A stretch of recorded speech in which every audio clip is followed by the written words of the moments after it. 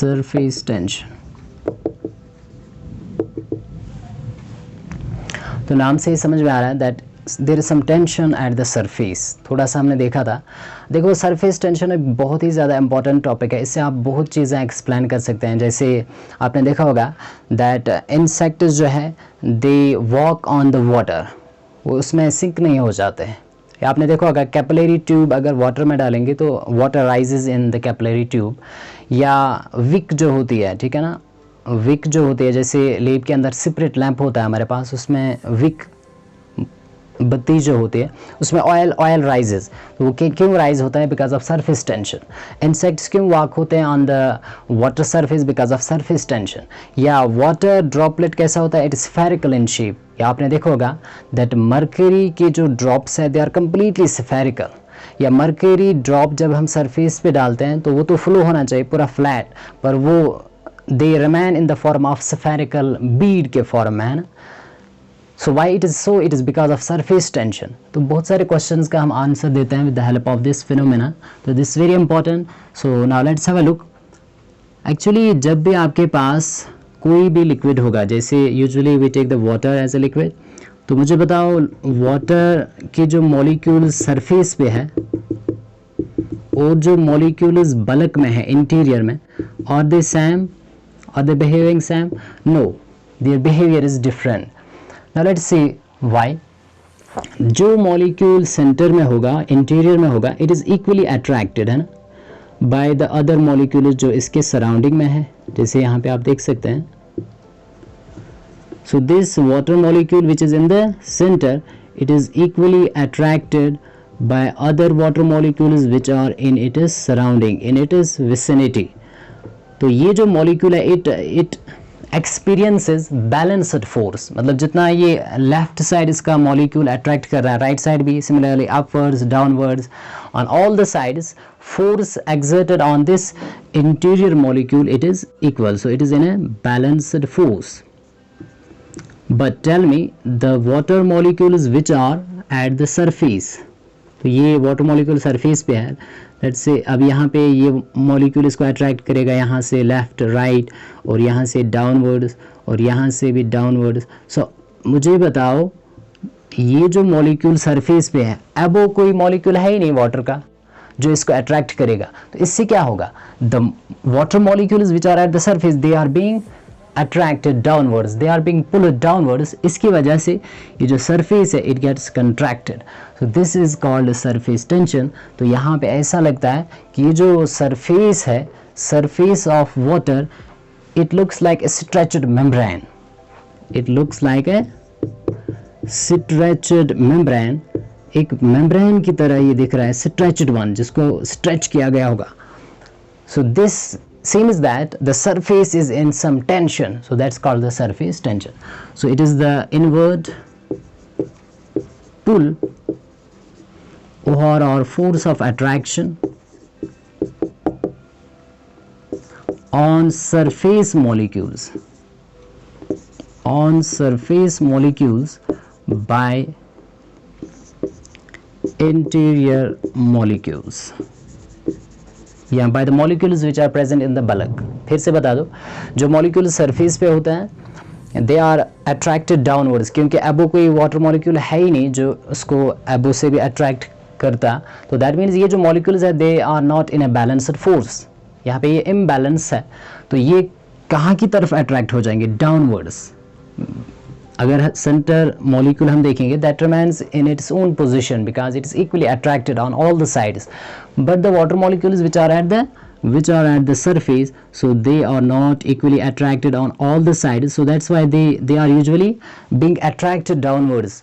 तो ये जो डाउनवर्ड या इनवर्ड पुल है किन पे सरफेस मॉलिक्यूल्स पे, और कौन इनको ये पुल कर रहा है? इंटीरियर मॉलिक्यूल्स, और we can say inner molecules or bulk molecules. This phenomena is known as surface tension. अब इस surface tension की वजह से होता क्या है? Surface area gets decreased. So because of surface tension, surface area it gets decreased. क्योंकि अब liquid क्या चाहेगा? अब यहाँ पे होगा क्या, मॉलिक्यूल जब कंट्रैक्ट हो जाएंगे, they are being pulled downwards, तो surface area will get decreased. Liquid यहाँ पे ये चाहेगा कि सरफेस पे मॉलिक्यूल्स अब कम रहने चाहिए, so most of the molecules जो है दे विल मूव डाउनवर्ड्स, तो सरफेस पे मॉलिक्यूल्स क्या रहेंगे, कम रहेंगे, तो सरफेस एरिया क्या होगा, surface area will get decreased. तो जब सरफेस पे मॉलिक्यूल्स कम रहेंगे तो दैट मीन्स यहाँ पे सरफेस एरिया कम होगा, surface area will get decreased due to the surface tension. So because of surface tension, surface area gets decreased. Now मुझे बताओ, अब अगर आप इन वाटर मॉलिक्यूल्स को इंटीरियर या बल्क से वापस खींचेंगे और सरफेस पे लाएंगे, उसके लिए आपको क्या लगेगी, एनर्जी लगेगी, या उसके लिए आपको काम करना पड़ेगा, सो वर्क और एनर्जी। तो उस एनर्जी को हम कहते हैं सरफेस एनर्जी। जो एनर्जी आपको लगेगा किसके लिए, चलो यहाँ पे लिखेंगे surface energy, it is defined as energy required, surface energy, it is the energy required to increase surface area of a liquid. So it is the energy required to increase surface area of a liquid by 1 unit. अगर आप किसी भी liquid का surface area क्या करेंगे, increase करेंगे bye 1 unit, उसके लिए आपको एनर्जी कितनी लगेगी या उसके लिए आपको कितना काम करना पड़ेगा, that's called the surface energy. अब ये आपको क्यों करना पड़ रहा है, in order to measure the surface tension, है ना। देखो एक्चुअली मैंने बताया because of surface tension molecules get attracted downwards, और इसकी वजह से सरफेस एरिया क्या होता है, डिक्रीज होता है। अब अगर इसी डिक्रीज वाले जितना सरफेस एरिया कम हुआ सरफेस टेंशन की वजह से, वही एरिया अब आप इंक्रीज कर रहे हैं, वही सरफेस एरिया आप क्या चाह रहे हैं, that you are going to increase that surface area, तो उसके लिए आपको एनर्जी लगेगी, and the amount of energy required to increase surface area of a liquid by 1 unit, that is called the surface energy.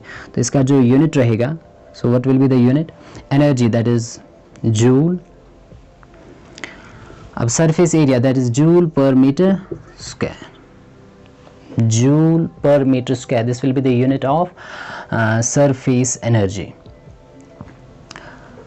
Now अब ये भी इसकी definition बताई जाती है सर, ये जो मैंने बताया कि कितनी एनर्जी या कितना काम आपको करना पड़ेगा in order to increase the surface area by 1 unit, that is called the surface energy, या sometimes it is also written as one of another definition for surface tension. तो एक मैंने बताया this definition for the surface tension. Now another mathematical definition we will write, जहाँ से हमें unit भी मिलेगा, that is so surface tension की वजह से फिर से आप मुझे बताएंगे जो सरफेस की लेयर है that looks like a stretched membrane, हाँ ये it looks like a stretched membrane, so that's why insects can walk on this stretched membrane. चलो ये आगे आ जाएगा, अभी आप नेक्स्ट डेफिनेशन इसकी लिखेंगे। so surface tension जो है it is defined as force acting per unit length, it is the force acting per unit length perpendicular to the line drawn on the surface of liquid, drawn on the surface of liquid. So क्या बता रहा हूँ मैं, surface tension is defined also as the force acting per unit length, है ना, per unit length, and that too perpendicular to the line drawn on the surface of liquid, that is the surface tension. So what will be the unit according to this one definition, it is the force means Newton, acting per unit length, है ना, per unit length, तो that is per meter, Newton per meter is the unit of surface tension, तो ये आप याद रखेंगे। Similarly अगर CGSE unit की बात करेंगे तो न्यूटन के बदले डाइन पर centimetre, so that is the unit in CGS। और भी स्मॉलर यूनिट्स का हम यूज़ करते हैं, जैसे न्यूटन पर मीटर के बदले हम लिखते हैं MN per metre, that is milli newton per metre, so this unit is also used smaller unit.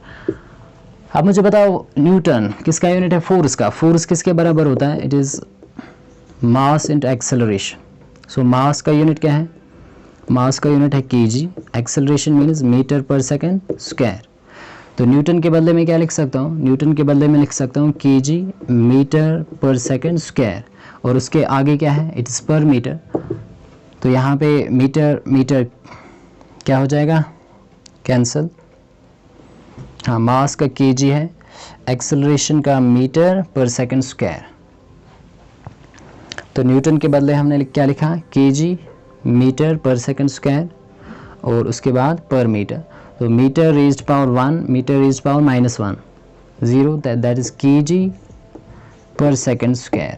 तो ये भी आप यूनिट याद रख सकते हैं, किसके लिए, for the surface tension. So what is surface tension, it is the force which is acting per unit length, है ना, per unit length, that means 1 metre 1 centimetre per unit होना चाहिए, परपेंडिकुलर टू द लाइन। हाँ, अगर हम line draw करेंगे, जैसे ये लिक्विड था कंटेनर के अंदर, तो यहाँ पे ये सरफेस है, तो अगर इस सरफेस को हम ये लाइन जैसे ड्रा कर रहे हैं, सो इस पे कितना फोर्स क्या हो रहा है, एक्ट हो रहा है, but that one perpendicular eight an angle of 90 degree, क्योंकि इसको नीचे मॉलिक्यूल्स क्या कर रहे हैं, अट्रैक्ट कर रहे हैं। सो कितना वो फोर्स इस पे अप्लाई कर रहे हैं, but that is perpendicular to the line drawn on the surface of liquid, that is the surface tension.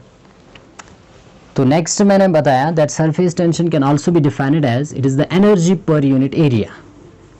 So next definition, इसके बहुत सारे डेफिनेशंस है सरफेस टेंशन।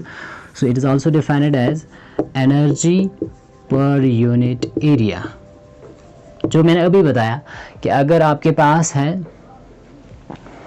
हाँ, कोई भी लिक्विड है, अब सरफेस टेंशन की वजह से सरफेस एरिया डिक्रीज होता है, तो अब अगर आप सरफेस एरिया क्या करेंगे, इंक्रीज, तो उसके लिए क्या लगेगी, एनर्जी। तो कितनी एनर्जी आपको लगेगी एरिया, सरफेस एरिया इंक्रीज करने के लिए, so that is the surface tension also. तो यूनिट क्या होगा इसके लिए, it will be joule per metre cube, per unit area, है ना, तो area means metre cube, so that is joule per metre cube. It is also one of the definition for surface tension. तो दोनों units हम use करते हैं surface tension के लिए, पर मेन डेफिनेशन जो आप याद रखेंगे that is it is the force acting per unit length perpendicular to the line drawn on the surface of liquid, so unit will be newton per metre. तो अब ये जो सरफेस टेंशन है, it is represented by gamma. किससे ये हम represent करते हैं, with the help of symbol gamma से सरफेस टेंशन को हम दिखाते हैं। नाउ ये जो सरफेस टेंशन है, let's see the factors affecting surface tension, factors affecting surface tension. तो पहला फैक्टर कौन सा रहेगा, that is the nature of, definitely nature of liquid. तो नेचर ऑफ लिक्विड में आप सिंपली क्या याद रखेंगे, magnitude of force of attraction. ज़रा बताओ मुझे, अगर magnitude of force of attraction ज़्यादा है तो सरफेस टेंशन भी क्या होगा, so can you tell me. अगर magnitude of force of attraction ज़्यादा होगा तो सरफेस टेंशन भी क्या होगा, ज़्यादा होगा। सो यहाँ पे आप सिंपली याद रखेंगे that surface tension is directly proportional to the magnitude of force of attraction. जितना मॉलिक्यूल्स के दरमियान फोर्स ऑफ अट्रैक्शन ज़्यादा होगा तो सरफेस टेंशन भी ज़्यादा होगा। तो यहाँ पे आप कंपेयर कर सकते हैं, वाटर में magnitude of force of attraction ज़्यादा होता है तो सरफेस टेंशन इसका ज़्यादा होगा। सो वाटर पोजेसेस लार्ज और more surface tension as compare to alcohol, as compare to carbon tetrachloride और as compare to the diethyl ether में magnitude of force of attraction बहुत ही कम है, वीक है, तो वहाँ पे सरफेस टेंशन भी कम होगा। नेक्स्ट जो है that is effect of temperature. तो ज़रा बता दो, अगर टेम्परेचर ज़्यादा होगा तो मॉलिक्यूल्स के दरमियान मॉलिक्यूल्स क्या हो जाएंगे, they will start vibrating, kinetic energy बढ़ जाएगी, तो मॉलिक्यूल्स दूर भागेंगे एक दूसरे से। That means magnitude of force of attraction कम होगा बाय इंक्रीजिंग द टेम्परेचर। तो दैट मीन्स टेम्परेचर इंक्रीज करने से सरफेस टेंशन विल डिक्रीज, ठीक है ना, बिकॉज टेम्परेचर इंक्रीज करने से molecules will move far apart, that means magnitude of force of attraction कम होगा। तो जब magnitude of force of attraction कम होगा तो सरफेस टेंशन भी कम होगा। So by increasing temperature surface tension decreases. Now let's see the various applications of surface tension, जो मैंने पहले भी आपको बताया था, तभी ये इंपॉर्टेंट रहेगा। सो सरफेस टेंशन जो है, इसकी पहली एप्लीकेशन आप कहाँ पे देख सकते हैं, that is the spherical shape of water droplet. Water droplet या स्फेरिकल शेप ऑफ मर्करी है ना, water droplet and mercury Hg। तो आपने देखा होगा दैट व्हेन वाटर फॉल्स है ना slowly it falls in the form of drops. अब वो कंप्लीट ड्रॉप नहीं होता है, you will find just like this, ऐसे वाटर ड्रॉप फॉल होता है। अभी ऐसा क्यों होता है, ये कंप्लीट स्फेरिकल क्यों नहीं है, क्योंकि बिकॉज ऑफ ग्रेविटी की वजह से ये कम्प्लीटली सेफियर नहीं होता है। वैसे आप इसके भी देख सकते हो, मरकरी जब आप किसी भी सरफेस पे रखते हैं so it forms beads just like this, spherical bead. तो ये why it takes the spherical shape, this very important. तो बताओ मुझे, मैंने बताया that due to the surface tension what happens, surface area gets decreased. तो जब सरफेस एरिया क्या होगा, डिक्रीज होगा, तब जो पॉसिबल शेप है that is only sphere, so they have spherical shape. इसको आप ऐसे समझेंगे, लेट्स से आपके पास कोई लिक्विड है ना, आप इसका वॉल्यूम ले रहे हैं let's say v metre cube या v centimetre cube, let's say इसका वॉल्यूम जो है 10 सेंटीमीटर क्यूब हम किसी भी लिक्विड का ले रहे हैं या 5 सेंटीमीटर क्यूब, और इसी लिक्विड को आप दे रहे हो spherical shape, triangular shape, square shape, cuboid है ना, क्यूब। तब इनमें से सबसे कम सरफेस एरिया किसका होता है, सेफियर का होता है। That is why liquid takes the only spherical shape. मैं ये फिर से बता रहा हूँ, देखो वाटर मैंने बताया वाटर ड्रॉपलेट्स आर स्फेरिकल, या मरकरी के जो ड्रॉप्स होते हैं they are spherical in shape. Why it is so, why they do not take any other shape, triangular क्यों नहीं होते हैं, क्यूब क्यों नहीं होता है ना, हेक्सागोनल क्यों नहीं होता है। इट इज़ बिकॉज कि अगर आप एक गिवन मास ऑफ लिक्विड लेंगे या गिवन वॉल्यूम ऑफ लिक्विड लेंगे और उसके बहुत सारे शेप्स बनाएंगे, स्फेरिकल शेप बनाएंगे, ट्रायंगुलर बनाएंगे, क्यूबॉइड बनाएंगे, तब आप देखेंगे कि सबसे कम सरफेस एरिया किसका होता है, सेफियर का होता है। So sphere has very less surface area. और मैंने क्या बताया दैट सरफेस टेंशन की वजह से सरफेस एरिया क्या होता है, कम, और सबसे कम सरफेस एरिया किसका है, सेफियर का। That is why liquid droplets take the spherical shape. Next application that is, मैंने बताया था that insects can easily walk on water surface. So why it is so? It is because water surface मैंने बताया because of surface tension it looks like a stretched membrane. तो जब ये stretched membrane की तरह है तो insects can easily walk on it, they do not sink. या जैसे आपने देखा होगा अगर आपके पास पिन है तो आप आराम से उसको डालेंगे horizontally water surface पे तो वो सरफेस पे ही रहेगा, पर अगर थोड़ा सा शेक करेंगे वाटर को तो फिर ये स्ट्रेचड मेम्ब्रेन नहीं रहता है, then pin gets sinked into that water. तो ये जो इंसेक्ट है it can walk, pin remains on the surface, it is because of the surface tension, it is because of the surface tension. Next जो application है that is the capillary action, बहुत ही ज़्यादा important रहेगा। देखो capillary action का क्या मतलब होता है कि अगर आपके पास है कैपिलरी ट्यूब है ना, आपने वाटर ले लिया है ना जस्ट लाइक दिस, और इसमें आपने डाला कैपिलरी ट्यूब, गिलास का एक ट्यूब है ना which is open from this side, तो what will happen, water rises in it, water क्या होता है, rise in this capillary tube, this is called capillary action. Why it rises, it rises क्योंकि यहाँ पे मॉलिक्यूल्स जो सरफेस पे है they are already in a tension, so what they will do, they will just enter into this capillary tube in order to minimize the surface tension, ठीक है ना, in order to minimize the surface area. So that's why water rises into the capillary tube, this is called the capillary action. और ये बहुत ही important है, जैसे मैंने अभी बताया विक जो होता है, विक ऑफ लैब में हम यूज़ करते हैं सेपरेट लैंप, या जैसे पहले ज़मानों में हम यूज़ करते थे लैंप्स है ना, ऑयल लैंप, उनमें जो ऑयल विक के अंदर राइज होता था, it rises because of the capillary action. किस एक्शन की वजह से, कैपिलरी एक्शन की वजह से इट राइजेज। या सेपरेट लैंप में भी आपने देखा होगा लेब के अंदर विक में जो सेपरेट राइज होता है, कैसे ये राइज होता है, जब इसको हम जलाते हैं तो ये सेपरेट ऑयल खुद ही ऊपर आ जाता है, कैसे, because of the capillary action, because जो वो विक के फाइबर्स है उनमें ऑयल राइज होता है because of the surface tension. या ये कैपिलरी एक्शन से ही आप एक्सप्लेन करते हो बायो में that how water rises in a plant, that is because of the capillary action, because of the capillary action.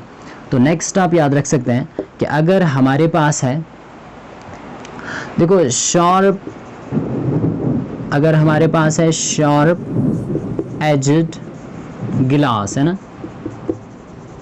और इसको आप क्या कर रहे हैं, हीट कर रहे हैं।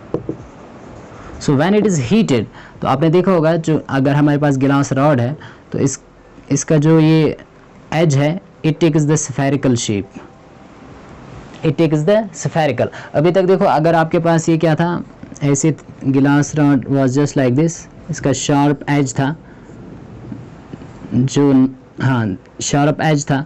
अब जब हीटिंग पे आपने क्या देखा कि इसका जो एज है इट टेक्स स्फेरिकल शेप। क्यों? बिकॉज गिलास व्हेन इट मेल्ट्स, लिक्विड गिलास, तो वहाँ पे भी सरफेस टेंशन की वजह से it minimises the surface area. तो सरफेस एरिया जब ये मिनिमाइज करेंगे तो which shape is taken, spherical, because sphere has very low surface area, सबसे कम सरफेस एरिया स्फीयर का होता है।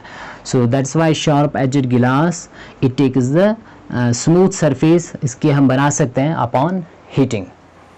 या सिमिलरली आपने देखा होगा that soil particles at the bottom of an ocean they are separated from each other, but when they are taken out, बाहर जब उनको निकालते हैं so they get sticked, है ना, वो साथ में आ जाते हैं। so it is also because of the surface tension, so these phenomena can be explained with the help of surface tension। तो अब यहाँ पे आप याद रखेंगे कि ये जो कैपिलरी एक्शन है, अगर यहाँ पे कोई भी आप क्या लेते हैं, कैपिलरी ट्यूब है ना, लेट्स से अभी जो हमने देखा कि अगर कैपिलरी ट्यूब को हम किस में डिप करते हैं, वाटर में।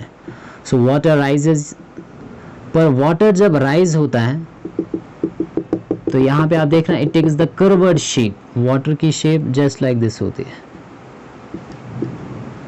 So water takes which shape, this curved shape, और इसको हम कहते हैं मेनिस्कस।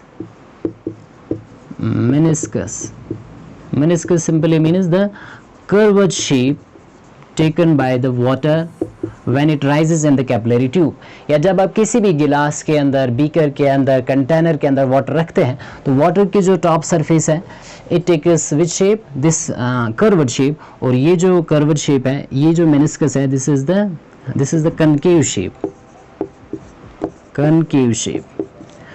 तो ये किसकी बात हम कर रहे हैं, ये हम बात कर रहे हैं वाटर की। पर अब अगर आप लेंगे in place of this water, if we are taking mercury, तो मरकरी में आप क्या देखेंगे कि मरकरी जो कंटेनर में होगा that will take this one shape. यहाँ पे भी कर्व्ड शेप है, this is also the meniscus, curved shape, curved surface, पर ये इट्स अपोजिट है ना, यहाँ पे ऐसे है कनकेव शेप, और ये जो शेप है it's called the convex shape. So this is here the mercury Hg. Now why it is so? Why water in a capillary tube it takes the concave shape and why mercury takes the convex shape? ये आप observe कर सकते हैं किसी भी container में भी या किसी भी कैपिलरी ट्यूब में। It is because of actually दो तरह के फोर्सेस हुआ करते हैं। One is called the cohesive force, another is called the adhesive force। cohesive force and adhesive force। cohesive force हम किसको बताते हैं? So you will note down that cohesive force जो है it is the force of attraction between same kind of molecules। So क्या बताया? cohesive force जो होता है it is the force of attraction between same kind of molecules, और adhesive force जो होता है it is between different kind of molecules, different kind of molecules। For example अभी जैसे आपने ये कैपिलरी ट्यूब है, इसमें आपने क्या लिया था? वाटर लिया था, राइट? तो मुझे बताओ वाटर के जो आपस में मॉलिक्यूल्स है, फॉर एग्जाम्पल ये एक वाटर मॉलिक्यूल है, ये दूसरा वाटर मॉलिक्यूल। अब ये जो वाटर मॉलिक्यूल्स आपस में किसी फोर्स से अट्रैक्टेड है, तो उस फोर्स को क्या बताएंगे? Cohesive force, that is the force of attraction between the same kind of molecules. ये भी वाटर है और ये भी वाटर। अब मुझे बताओ अगर ये वाटर है और ये गिलास का मॉलिक्यूल, यहाँ पे ये गिलास का मॉलिक्यूल है, इनके दरमियान जो फोर्स ऑफ अट्रैक्शन होगा उसको क्या बताएंगे? उसको बताएंगे adhesive force, that is the force of attraction between different kind of molecules. ये वाटर एक मॉलिक्यूल, गिलास का मॉलिक्यूल डिफरेंट होगा, जैसे गिलास के अंदर क्या होता है? सिलिकॉन डाइऑक्साइड है, सिलिकेट्स होते हैं। तो ये मॉलिक्यूल और ये मॉलिक्यूल दे आर डिफरेंट, इनके दरमियान अगर अट्रैक्शन है that is the adhesive force. Now in case of water adhesive force is greater. हाँ, यहाँ पे आप नोट डाउन करेंगे, इन case of water adhesive force is greater than cohesive force. क्या बताया? एडहेसिव फोर्स ज़्यादा होता है कोहेसिव फोर्स से। दैट इज़ वाई कि वाटर जब भी हम किसी भी कंटेनर में डालते हैं, गिलास में, कैपिलरी ट्यूब में, तो ये ज़्यादा किसके साथ अट्रैक्ट होकर रहेगा? किसके साथ? गिलास के साथ। So that is why it takes which shape? It takes this one shape, that is the concave shape. पर अगर हम बात किसकी करेंगे?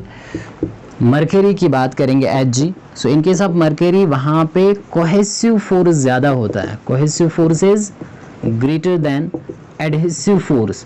तो दैट मीन्स वहाँ पे मरकरी के मॉलिक्यूल्स के दरमियान फोर्स ज़्यादा होता है और गिलास के मॉलिक्यूल्स के साथ फोर्स ऑफ अट्रैक्शन कम होता है, एडहेसिव फोर्स कम होता है। तो that's why it takes which shape? It takes the convex shape.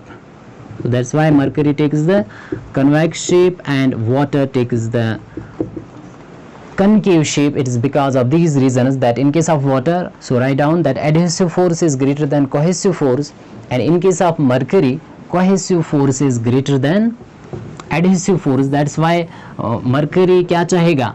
ये गिलास के साथ, तो गिलास के मॉलिक्यूल्स के साथ ज़्यादा अट्रैक्ट होके नहीं रहेगा बिकॉज एडहेसिव फोर्स कम है, तो ये आपस में मॉलिक्यूल्स ज़्यादा अट्रैक्टेड रहते हैं। So that's why it takes the shape convex shape. ये जो सरफेस टेंशन है ये हम कैसे मेजर करते हैं? तो आप नोट डाउन करेंगे that it's measured with the help of instrument that is known as स्टेलेग्मोमीटर।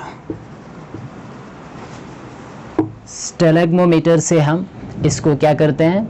हाँ, सरफेस टेंशन को मेजर करते हैं। और मैंने बताया ये गामा से हम रिप्रेजेंट करते हैं। तो यहाँ पे एक फार्मूला है that is gamma 1 upon gamma 2 it's equal to n1 d2 upon n2 d1।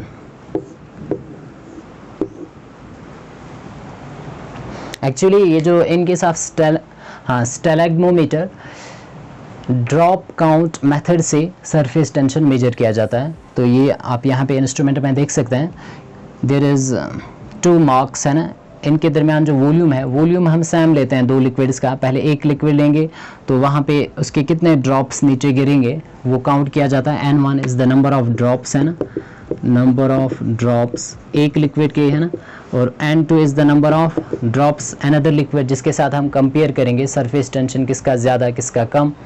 d1 is the density of the first liquid, d2 is the density of the, हाँ d1 is the density, d2 is also density.